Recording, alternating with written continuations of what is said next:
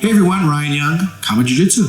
Hope you're doing well. We get several requests pretty regularly for, hey guys, do you have any material online?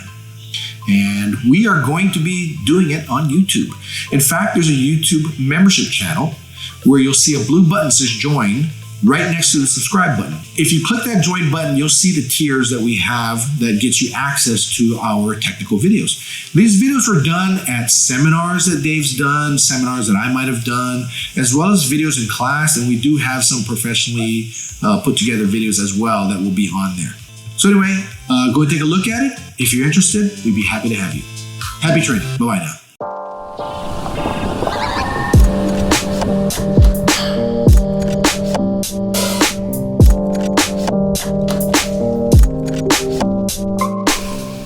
Hey everyone, Ryan Young, KAATARO Jiu-Jitsu. Hope you're doing well. So I'm in the home studio because I'm not allowed to be in our studio in Flower Mound because we have to shut down. So I have one of my instructors here, Nick, to join us. In fact, you've probably seen some other videos he's been in. Handsome guy he is. And I thought I'd answer a question today. This is from JS. And this is in response to one of our videos, why BJJ schools take your belts away. You don't know the right jiu-jitsu.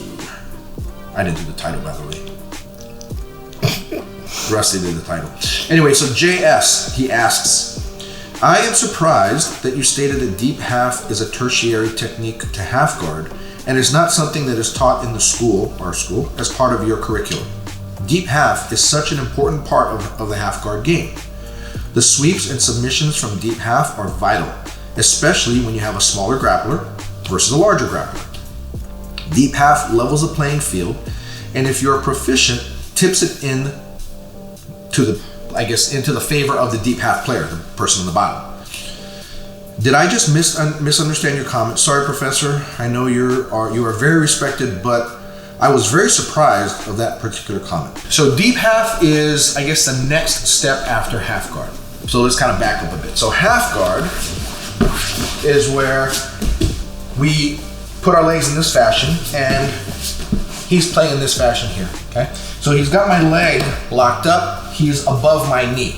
So if my knee were out, this is now quarter guard, right? But let's go back to half guard. So one of the things about half guard is that he can sweep me and stuff, right? So if I try to pass him and he scoots his hip into me, right? He can just roll me right over, okay? Now, we don't teach half guard to white belts. The reason is because what I want them to do is I want them to be able to get to full guard. And the half guard, by playing this game where he's using this leg to lock my leg up, he's not gonna really want to go into full guard. Because full guard for a self-defense type situation is much better than half guard. Why? Let me show you. So I know Randy Couture was one of the first and probably the best of his time ground and pounder. What he would do is when jiu-jitsu guys would play half guard, he would literally get his foot above the knee and he would just sit down and put his weight on it. So by sitting here relaxing, it's now in a form like a bear trap. Now I've got hands and I can just start hitting him, bang, bang, bang. And he's in a position where he can't get out because I'm trapping his leg. And I can just do this all day long and he can't hit me, right? He can't kick me because he has to hug my leg. But at the same time, if he releases my leg, I pass. And now I continue on in this fashion. So I want to hug this leg, I want to sit on it, pinch it here, and just sit on it. And I'm just going to rest. I'm not squeezing. Are you okay? That's uncomfortable. Okay. Which is perfect for you. So now imagine it's Randy Couture just banging on you.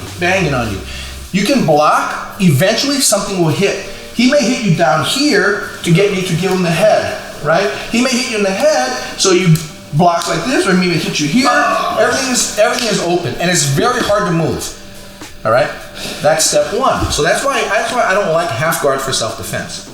But what if we go deep half? So with deep half, he's typically getting his arm in and he's trying to get his head buried in here so he can scoop his hip in and take me over to the other side. Now there are a lot of other stuff that he can do from here. That's not the only thing.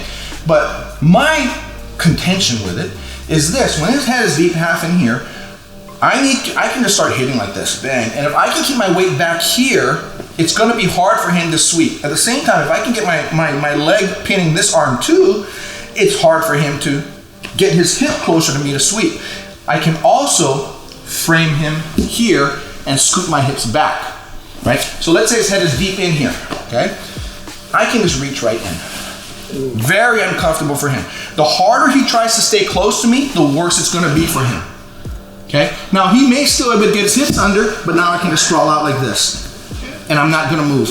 Now, I can still hit him in this fashion. His arm is now here, and he's now completely at my, wherever I want, right?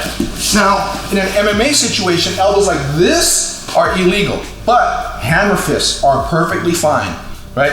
Now, they can hit you right here, and if he hits you right here, the orbital bone, if he hits you hard enough, which a lot of these guys in the UFC can do, in one punch, they break that orbital bone.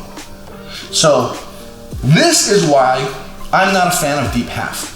Now, is deep half a legitimate technique? Of course it is. Any technique that you learn in Jiu-Jitsu is probably in the realm of completely legitimate. There are some stuff that like, yeah, I don't know if I'd ever do. But for deep half is great in competition. But that's only because I cannot hit him, so he can do it all day long. Right? Now, if you want to find a way to just stop it, when they hook in, all you need to do is just block his head. Right? I'm not hugging him. I'm just doing this, and I'll just crawl out. Right? If I can get his nose, better.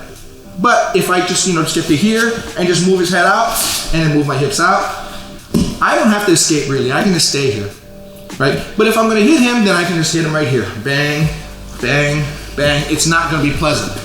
And what I always say to my students is, why put your head in a place where it can be hit? Same thing with inverting. I don't like inverting too, but really when you think about it, they're all kind of versions of a half guard. You just take half guard a little deeper. So anyway, JS, I hope that answered your question as to why I wouldn't, teach half guard, or in your case, deep half guard, to any of my students. It's because our perspective on Jiu-Jitsu is for self-defense. It's not for sport. Although you can play perfectly fine in a tournament and compete to win and have a good chance of winning if you don't do deep half. You don't need to do deep half to win in a contest. I hope that answered your question for you. And if you have any questions, any of you, just go ahead and comment below. And I want to thank you for sticking with us despite this whole Crown Vic thing going around. And I want to thank you for subscribing, liking, sharing, and hitting the bell. Now also, we're going to have a membership site up by the time you watch this. And if there's something you'd like to do, just go ahead and join. Also, if you'd like to help the channel out, go ahead and click on our links below, and you can just kind of choose from what we have there. If you'd like to help the channel, great. If not, that's okay. Just keep enjoying what we have here. Take care. Happy training. Bye-bye now.